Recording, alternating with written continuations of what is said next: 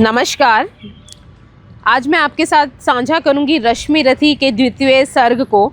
इसके पहले सर्ग जिसमें परशुराम जी की कुटिया का वर्णन है वो हमने पहले किया था, उसका लिंक नीचे दे दिया है, देख लीजिए अगर आपने नहीं देखा है तो। अब आगे इस सर्ग में ये बताया जाता है कि कर्ण एक सूतपुत्र थे, इसलिए उन्हें कोई धनुर्विद्या नहीं सिखा रहा था, उन्हें गुरु नहीं मिल रहे थे, इसलिए उन्होंने एक झूठ बोला कि वो ब्राह्मण है और परशुराम जी के पास गए। परशुराम जी उस समय केवल ब्राह्मणों को ही शिक्षा देते थे। वो चले गए, शिक्षा ग्रहण भी की, लेकिन इस पूरे सर्ग में उनकी भक्ति और ये झूठ कैसे खुलता है परशुराम जी के सामने, उसका वर्णन किया गया है। चलिए इसके कुछ मुख्य अंश को हम देखते हैं। जब जब मैं शरचाप उठाकर करतब कुछ दिखलाता हूँ, सुनकर आशीर्वाद देव का धन्य धन्य हो जाता हूँ। जियो जियो ए वत्स तीर तुमने कैसा यह मारा है, धैक उठा उधर वन इधर फूटी निर्झर की झरने की पानी की धारा है। मैं शंकित था ब्रह्म वीरता मेरे साथ मरेगी क्या, परशुराम की याद विप्र की ब्राह्मणों की जाति न जुगा धरेगी क्या, किंतु तुमको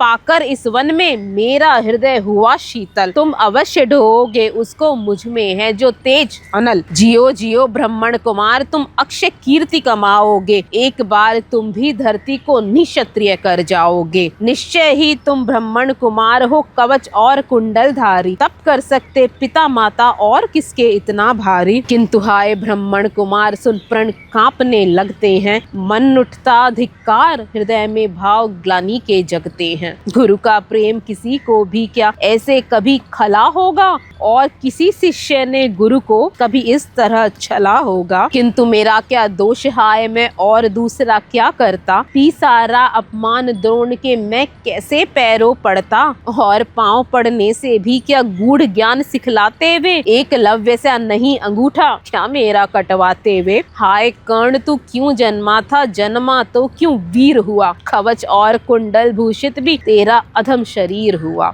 धस जाए वह देश अतल में गुण की जहाँ नहीं पहचान, जाति और कुल के नाम से ही आदर पाते हैं जहाँ सुजान। नहीं पूछता है कोई तुम वीर व्रती या दानी हो, सभी पूछते मात्र यही तुम किस कुल के अभिमानी हो, किंतु मनुष्य क्या करे जन्म लेना तो उसके हाथ नहीं, चुनना जाति और कुल अपने बस की तो बात नहीं। मैं कहता हूँ अगर विधाता नर को मुट्ठी में भरकर कहीं छीट दे ब्रह्मलोक से ही नीचे भूमंडल पर, तो भी विविध जातियों में ही मनुज यहाँ आ सकता है। नीचे बनी है क्यारियां तो बीज कहाँ जा सकता है, कौन जन्म लेता किस कुल में आकस्म की है यह बात, किंतु छोटे कुल पर हाय तब भी होते कितने आघात। हाय जाति छोटी तो फिर सभी हमारे गुण छोटे, जाति बड़ी तो बड़े बने वे लाख रहे चाहे खोटे। गुरु को लिए चिंतन में जब कर्ण मगन अचल बैठा, तभी एक विषकीट कहीं से आसन के नीचे बैठा, व्रज द्रंष्ट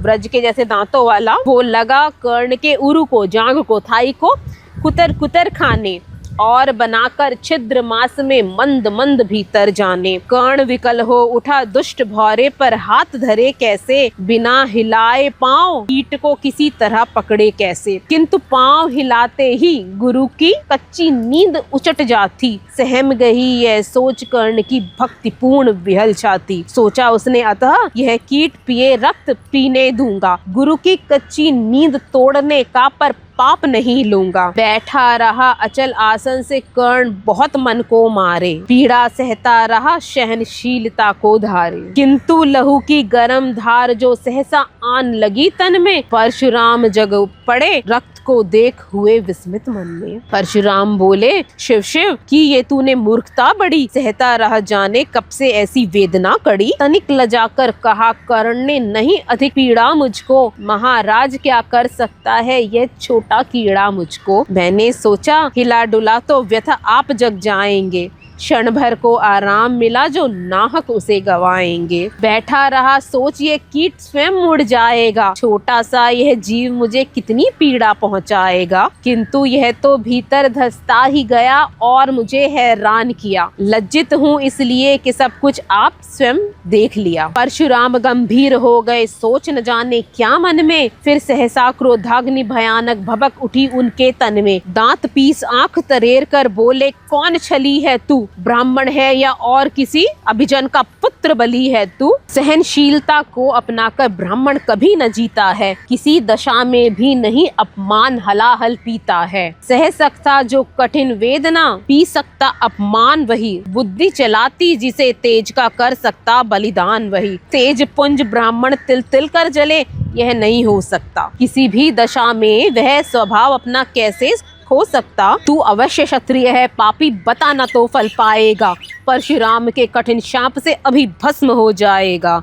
क्षमा क्षमा है देवमय, गिरा कर्ण गुरु के पद पर, मुख विवर्ण हो गया, अंग कांपने लगे भय से थर थर। सूत पुत्र हूँ, शूद्र कर्ण हूँ, करुणा का अभिलाषी हूँ, जैसा भी हूँ गुरुवर आपका अनुचर अंतःवासी हूँ। छली नहीं मैं हाय किंतु छल का ही तो यह काम हुआ, आया था विद्या संचय को किंतु व्यर्थ बदनाम हुआ। बड़ा लोभ था बनु शिष्य में कांति वीर के जेता का, तपोदीप्त शूरमा विश्व के नूतन धर्म प्रणेता का। किंतु शंका थी मुझे सत्य का अगर पता पा जाएंगे, महाराज मुझ सूत पुत्र को कुछ भी नहीं सिखाएंगे। बता सका नहीं इसी से प्रभु अपनी जाति छोटी, करे देव विश्वास भावना और न थी कोई खोटी।